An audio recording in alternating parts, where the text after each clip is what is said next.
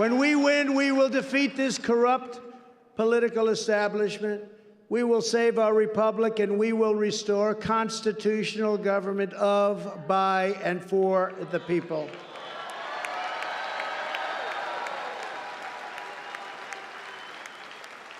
The Washington swamp knows that we are coming to break their grip on power forever. That is why they are so desperate to stop us. They will go to any lengths. And that is why the corrupt Democrat prosecutors, an unconstitutional, unselect committee on January 6th, the unselect committee. Can you imagine a committee made of these thugs? They hate us all. Is there ever been a committee like this?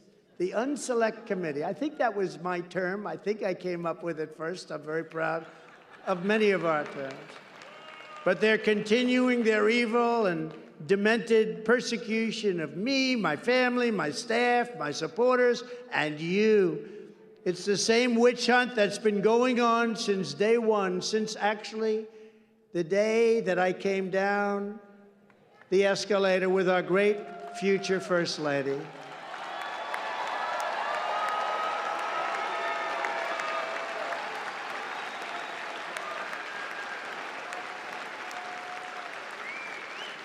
Now we know that crooked Hillary not only spied on my campaign, she spied on the White House.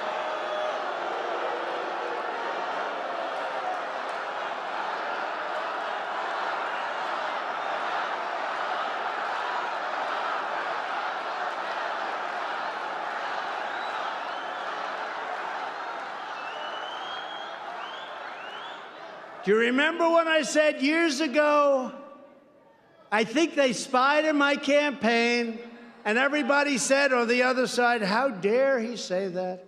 How dare he? Well, it turned out to be true, and I want to thank John Durham for figuring that out. And I believe that's just a foundation on which a lot of very bad things are going to be learned about what took place. Everything they're doing to me is about preserving their power and control over the American people. If I renounce my beliefs, if I agreed to stay silent, if I stayed at home, if I said I'm not going to run, the persecution would stop immediately. They'd go on to the next victim. Who's next?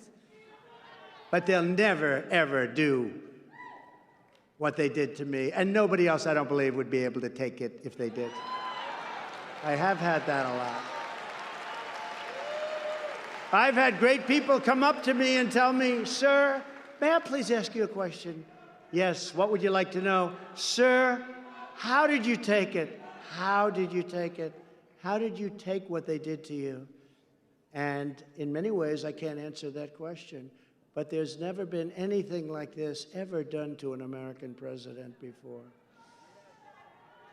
But I can't do any of those things because I love this country. We love this country, and we're going to bring this country back, and it's going to be bigger and better and stronger than ever before.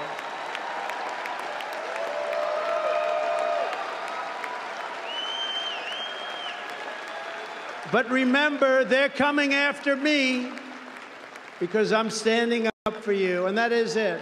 I'm standing up for you. In 2022, we're taking on this wretched and corrupt political establishment like never before, and we've learned a lot over the last 4 years. We've learned how corrupt they are. Nobody can even believe it. If you wrote a book or a novel, and it was all just printed out like this, with crooked Hillary, with the Mueller report, which was okay, we like it. Did it find no collusion? But with all of the things that you've seen, all of the horrible things that you've seen, the corruption, the spying, it was spying. It's probably worse than spying. It's treason. It's everything you can have.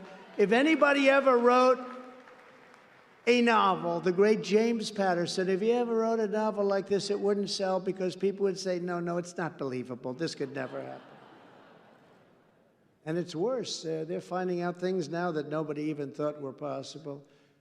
We're going to end Nancy Pelosi's political career once and for all.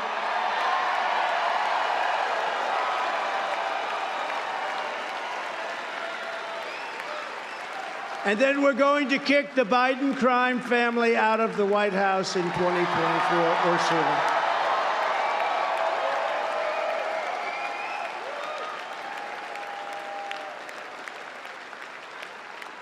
But even our Supreme Court justices, and it's sad to say this, are afraid to do what has to be done to save our country.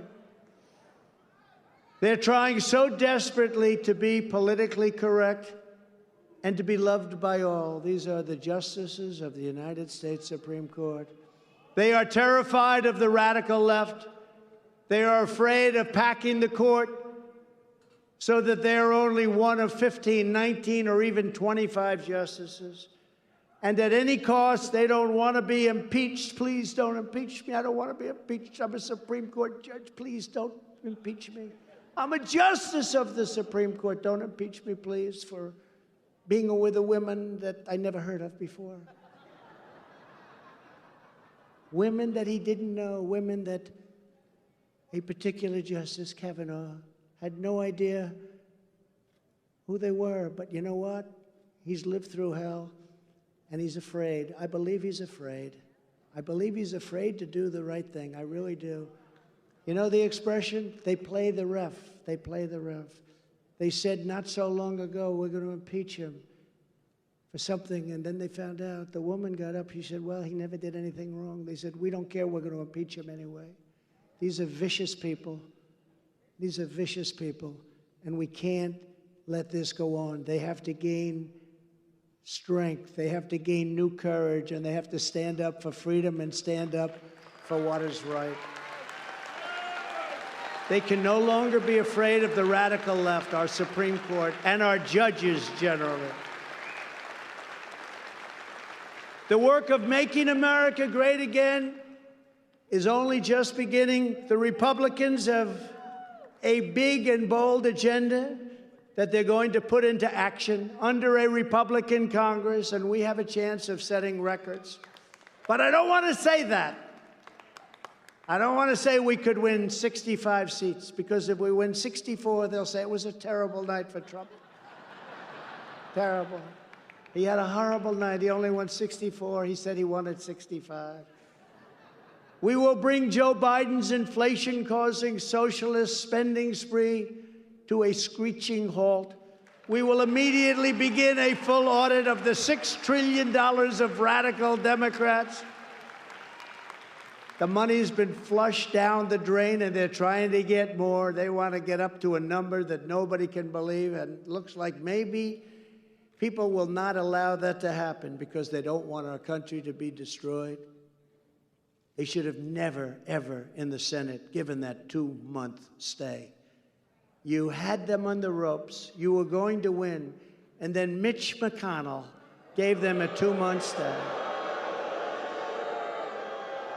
I call it the 2 months in which they can get their act together. And then they voted for the I call it the uninfrastructure bill, because there was very little infrastructure, right? There was 9% infrastructure. Most of it's like throwing the money right out the window. And they voted. We had some Republicans headed by Mitch McConnell. He's so bad for our country. The American people deserve to know, where did all the money go? In addition, we must take immediate action to fight the Biden violent crime wave that is devastating our citizens in Democrat-run cities. You look at what's going on in Chicago. So sad. In Afghanistan, I had a meeting with Abdul. You know who Abdul is? He's the leader of the Taliban. I said, Abdul, you better not kill our soldiers anymore. I was much tougher than that. I want to be nice. Much tougher. Even Jim Jordan would have been concerned if he heard that. But I said, Abdul, you're killing our soldiers. You better fucking not kill our soldiers anymore. Because if you do, you will be hit like no country has ever been hit. You will be hit harder than anybody has ever been hit.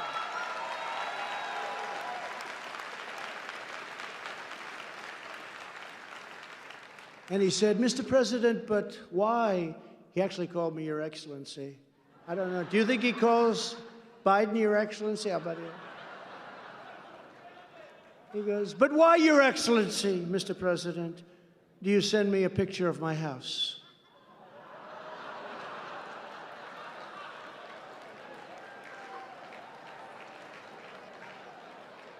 And I said, I'd rather not answer that question. See, I was being very nice. See? I'm being diplomatic.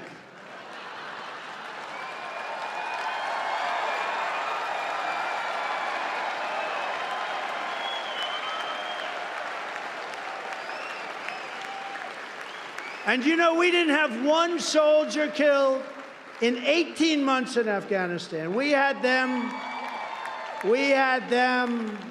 this is what we wanted, the Taliban.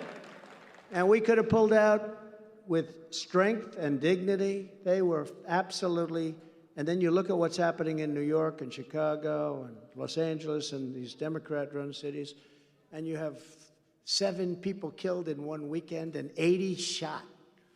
It's terrible. Republicans should pass legislation making clear that when local left-wing district attorneys and attorney generals refuse to prosecute dangerous criminals, the DAs and attorney generals can be charged with violations of the civil rights law.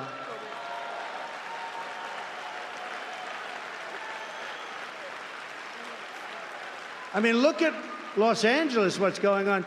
Look at Philadelphia, where people that kill violent criminals are being immediately allowed out of jail with no bond. As we defend America's safety, we must also defend American values. As president, I was proud to issue the world's first ban on critical race theory in September of 2020.